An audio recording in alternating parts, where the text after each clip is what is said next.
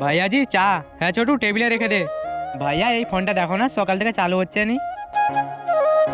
এটা দেখো, ফোনটা চালু হচ্ছে নি। এর চার্জার আইসি খারাপ হয়ে গেছে। আরে এটাতে তো 1000 টাকা খরচা হবে। ঠিক আছে ভাই, করে দাও।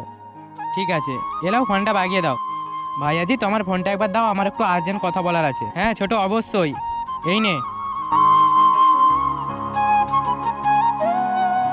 লাও ভাইজি, ধন্যবাদ। ভাইয়া ফোনটা কি ঠিক হলো? হ্যাঁ ফোন ঠিক হয়ে গেছে তোর, এর ফোনটা দাও না। এই লাও পয়সা। আরে না, পয়সা তুই রেখে দে, পরে চায়ের সাথে হিসাব করে নেবো। শুক্রিয়া ভাইয়া।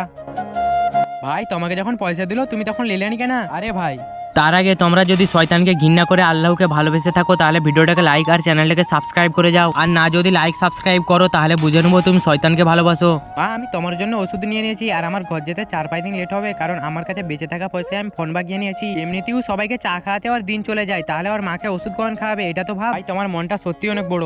অসহায় মানুষকে একবার হেল্প করে দেখো, কতটা খুশি লাগে।